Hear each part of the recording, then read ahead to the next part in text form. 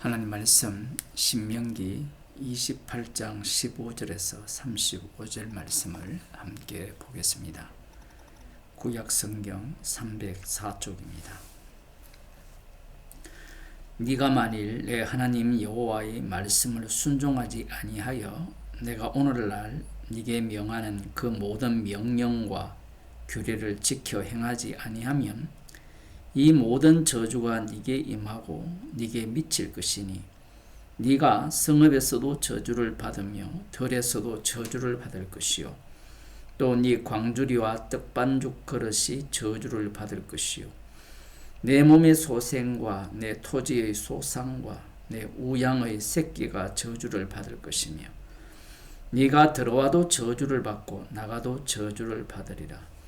네가 악을 행하여 그를 잊음으로 네 손으로 하는 모든 일에 여호와께서 저주와 공고와 견책을 내리사 망하며 속기 파멸케 하실 것이며 여호와께서 네 몸에 연병이 들게 하사 네가 들어가 얻을 땅에서 필경들을 멸하실 것이며 여호와께서 폐병과 열병과 상함과 학질과 한재와 풍재와 썩는 재앙으로 너를 치시리니 재앙들이 너를 따라서 너를 진멸케 할 것이라.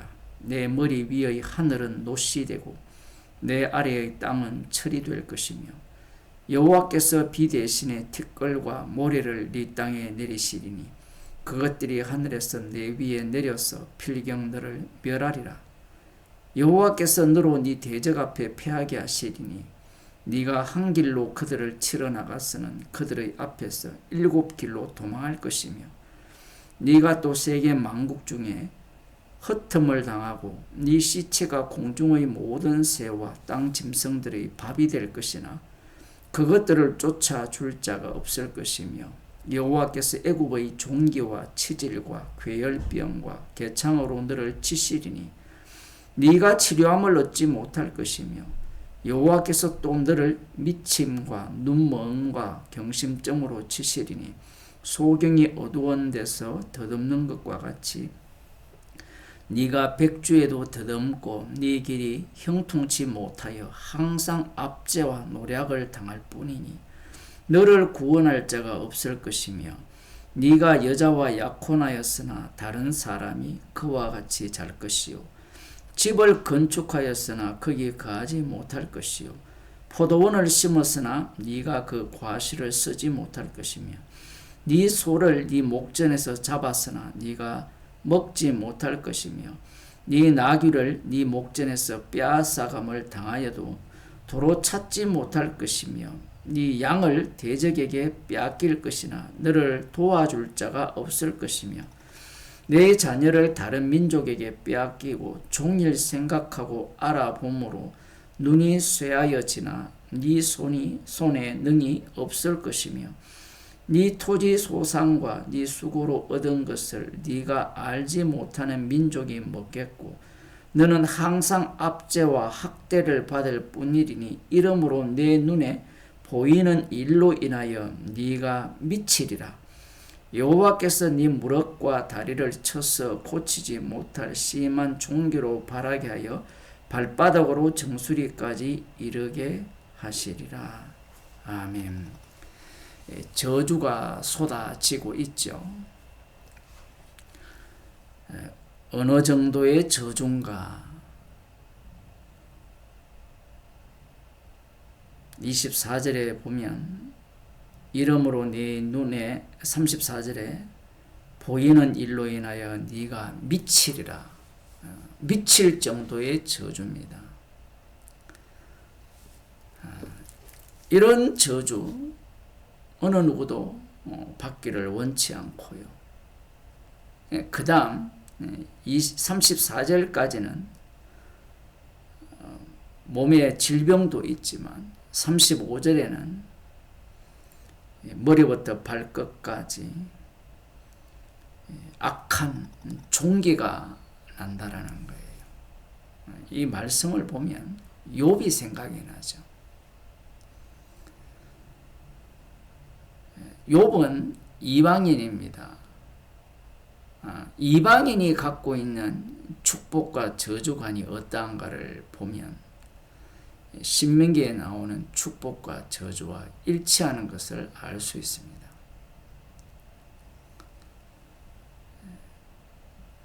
최종적으로 예수님이 이 땅에 오셨을 때 이스라엘이 되었든 이방인이 되었든 그들이 한 마음과 한 뜻으로 하나님의 아들을 십자가에 못 박아 죽이는 사건이 일어나죠.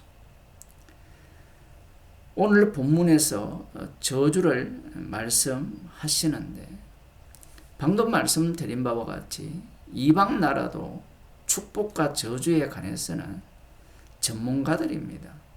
오늘 본문에 나오는 저주의 내용들이 이방인들도 우상을 섬기는 자들도 똑같이 이러한 상황을 당하게 된다면 저주라고 생각할 수밖에 없겠죠. 손으로 하는 모든 일들이 풀리지가 않아요. 그러면 저주받은 겁니다. 욥이 잘 나갈 때는 축복을 받았다라고 친구들이 생각을 했고 욥 자신도 생각을 했습니다.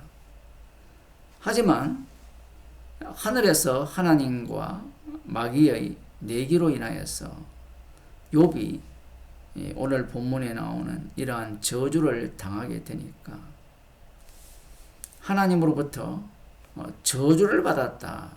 그렇게 욥도 생각을 하고 세 친구도 그렇게 생각을 했던 겁니다. 하나님께서 왜 이스라엘 백성들에게 이러한 저주를 우상을 섬기는 자들과 다른 저주를 말씀하지 않는가라는 겁니다.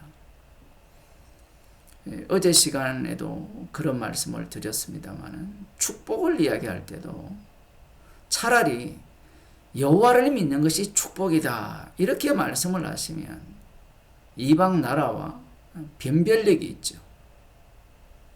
그런데 여호와 하나님의 말씀에 청종을 하면 그 결과로서 복을 받는데 그 복의 내용은 이방인들이 원하는 복과 똑같습니다.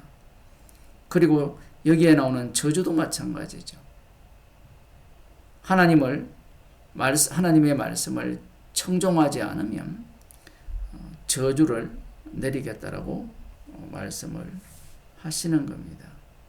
이 저주의 내용은 몸에 대한 저주도 있고요, 땅에 대한 저주도 있고, 농사를 지을 때에 대한 저주도 있고, 전쟁을 할 때도 저주가 있고, 최종적으로 이러한 저주들을 눈으로 보게 된다면 미칠 수밖에 없는 그런 상황. 욥을 보면 미치기 직전이었죠. 미치기 직전에 여호와 하나님께서 나타나셔서 욥에 왜 그러한 상황으로 몰렸는지를 알게 해주신 겁니다. 이 저주의 전체를 보게 되면 죽음입니다. 20절, 21절, 22절 이런 내용을 보면 하나님께서 진멸할 것이다, 멸할 것이다 라는 말을 연속적으로 말씀을 합니다. 창세기 2장에 보면 선악과를 먹는 날에는 정령 죽으리라고 말씀을 하셨죠.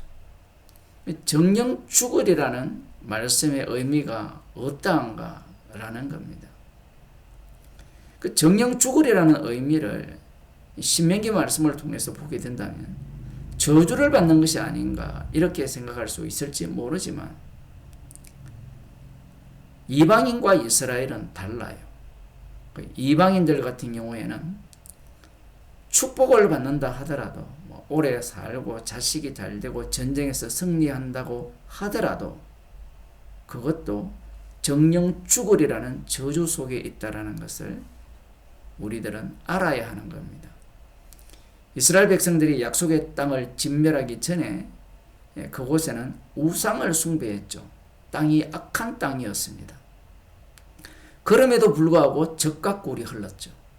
그 자체가 저주라는 거예요.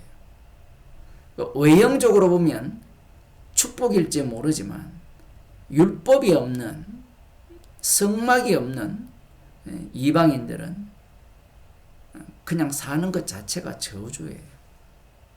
정령 죽으리라는 그 말씀 속에 살아가는 겁니다.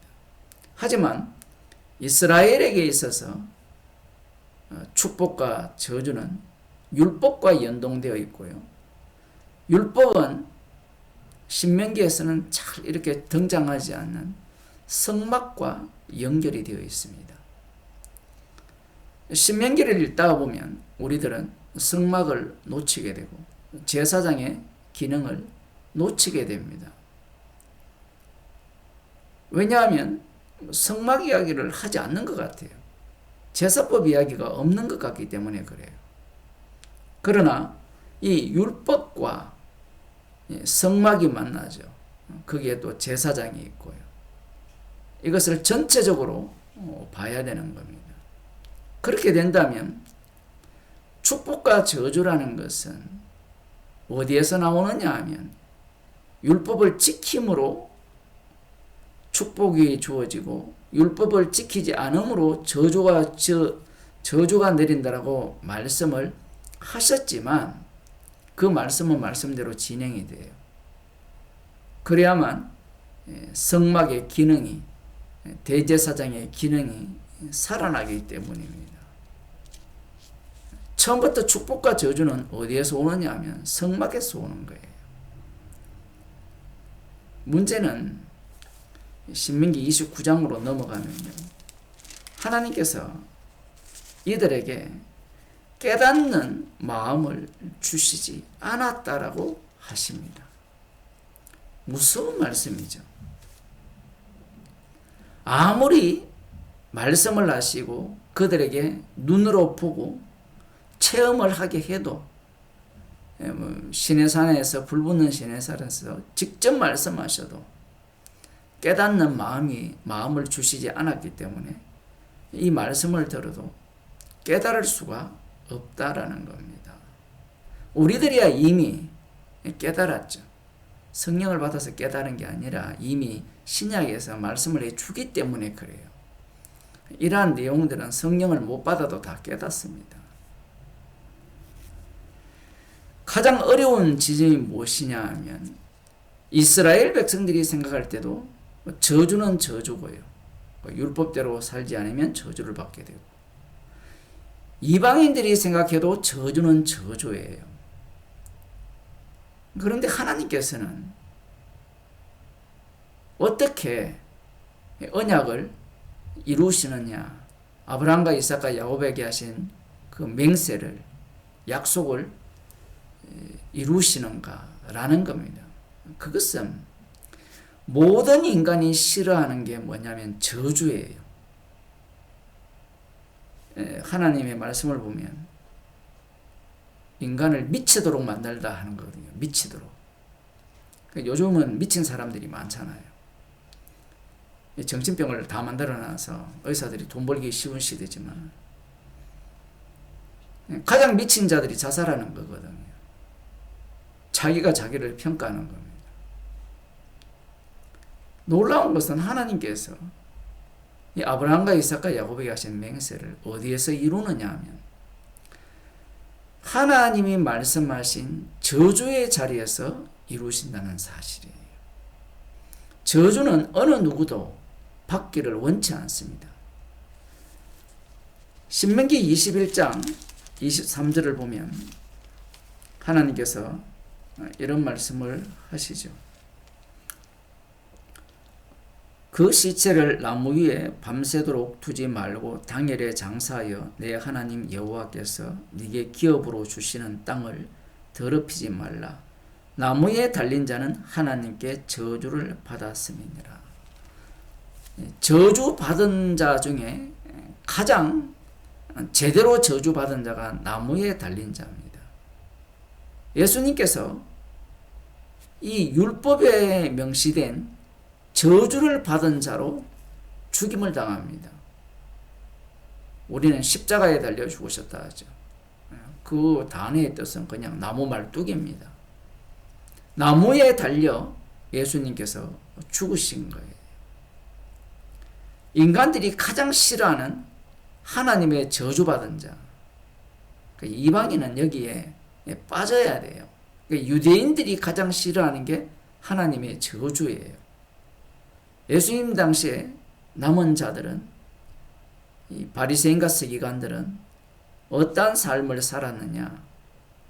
부자 청년의 애를 보게 되면 저주가 없는, 오로지 율법의 의로는 흠이 없는 자로 살아서 축복을 받은 자로, 저주를 제거하는 자로 살아가는 겁니다. 그런데 예수님께로 오라 했죠. 재물을 팔아 가난한 자에게 주고 나를 쫓으라 할 때, 그 예수님이 계신 곳이 어디냐면 하나님의 저주를 받은 그 자리, 십자가라는 사실입니다. 십자가에서 무엇이 나오느냐 하면 새하늘과 새 땅이 나와요. 이렇게 되면 축복과 저주가 바뀌는 겁니다. 인간들이 갖고 있는 저주는 안 풀리는 거예요. 부부가 이혼을 한다, 자식이 말 안 듣는다, 자식이 갑자기 교통사고로 죽는다, 병이 들었다, 지금 저주장에 나오는 이런 모든 내용들, 사업하는 족족 망한다, 그런 것들은 저주가 아니에요. 아예. 예수님이 십자가에 달려 돌아가시면 하나님의 저주를 받은 자로 이 새 언약을 세우시면 축복과 저주가 바뀌어 버립니다. 그리스도 안에 있는 자체가 축복이고 그리스도 밖에 있는 자체가 저주예요. 그런데 오늘날 교회는 가정이 꼬이고 이혼을 하고 자식이 죽고 사업이 안 되고 돈을 많이 못 벌고 건강하지 않고 이런 걸 여전히 저주라고 이야기를 해요. 그게 저주라면 이미 모든 인간은 불심판 받아야 돼요. 하나님께서 예수 그리스도를 화목제물로 세우셨잖아요. 화목제물 되신 분이 심판주가 되셨거든요. 십자가에 달려 하나님의 저주를 받은 그분이 주가 되셔서 축복과 저주 개념을 완전히 뒤집어 버리는 겁니다. 뒤집는 정도가 아니고 낯선 축복이고 낯선 저주예요. 물론 주님이 하늘 우편에 계시다가 원수가 완전히 발판이 되면 이제 재림하셔서 영원히 꺼지지 않는 지옥불로 보내시겠죠. 그것은 누구나 저주라고 생각을 해요. 그런데 다윗 언약의 성취는 이중적입니다. 이 땅에서는 십자가로 왕노릇하죠. 십자가 안에 있는 자체가 축복이 되고 십자가 밖이 저주예요. 그러니 외형적으로 어떤 삶의 모습을 사느냐, 건강하냐, 건강하지 않느냐, 잘 사느냐, 못 사느냐, 이런 걸 축복 저주라고 논하면 안 되는 겁니다. 이미 욥기에서도 드러났거든요. 욥을 보면 욥이 착각을 게 자식들이 건강하고 잘 살고 잔치를 벌이고 많은 재산들이 있기 때문에 축복을 받았다고 생각했는데 그때도 축복이 없고 모든 것을 잃어버릴 때도 축복이 없고 본인이 미칠 지경이 없고 신명기 28장에 나오는 이 말씀처럼 뿐만 아니라 머리 꼭대기부터 발끝까지 악한 총기가 나서 죽지 못해 사는 그런 상황 자체도 축복이라는 겁니다. 이스라엘이 된 야곱의 전생애가 축복이었고 아브라함의 전생애가 축복이라는 거예요. 구약에는 그림자로 보여줬지만 주께서 깨닫는 마음을 안 주셨거든요. 저주받은 자리에서 주님께서 새로운 축복, 십자가에 달린 그분께 죽어버리잖아요. 그분께 모든 것을 의지하는 한편에 달린 그 강도가 복받은 자예요. 그가 무엇을 얻었습니까? 우리의 생각은 계속해서 무엇을 노리느냐 하면 이 땅의 축복 개념과 이 땅의 저주 개념을 갖고 천국까지 가려고 하는 거예요. 이런 자들의 문제는 자기를 부인하고 나를 따르라는 예수님의 말씀과 상관없는 자들이라는 거예요. 내가 살아서 가는 천국은 지옥이죠. 불교에서 말하는 극락입니다. 그건 인간이 조작해낸 마귀가 만들어준 천국이에요. 지옥입니다. 그게 악마에게 속는 거예요. 하나님의 저주를 받은 그 자리가 진정한 축복의 자리가 되는 거예요. 그래서 스데반이 집사님이 돌에 맞아 죽는 것이 축복의 자리고, 복음과 함께 고난을 받는 것이 축복의 자리고, 요한계시록에서는 지금 이후로는 어떻게 죽어도 교통사고가 나서 죽든 병에 걸려서 죽든 수술 받다가 죽든 그리스도 안에 있기에 복받은 자라고 말씀하고 있는 겁니다. 그러니 성도 여러분, 우리의 형편과 상황을 갖고 축복받았니 저주받았니 하지 마시기 바랍니다. 이미 그리스도 안에 있고 십자가 외에 자랑할 것이 없는 자라면 어떤 형편과 환경에 있더라도 이미 하늘에 속한 신령한 복을 다 받은 자로 살아가는 겁니다. 악마는 여기에 다시 율법을 갖고 와서 너는 저주받았으니까 더 큰 축복을 받아야 돼. 말씀에 순종해야 돼. 그렇게 가르친 자들이 다락방이잖아요. 신천지도 그런 쪽이고. 그렇지 않는 교회가 있나요? 십자가 자체가 축복이라고 누가 이야기합니까? 십자가를 이용하려고 하죠. 그러니 그들은 여전히 유대교에 불과한 거예요. 그런 자들에게 십자가는 그리끼는 것이고요. 십자가는 꼴도 보기 싫은 십자가라는 겁니다. 그래서 그들은 십자가의 피복음을 원치 않는 겁니다. 기도하겠습니다. 하나님 아버지, 하나님의 저주를 받은 나무에 달린 그 자리가 축복의 자리요 생명의 자리임을 말씀을 통하여 들려주심을 감사드립니다.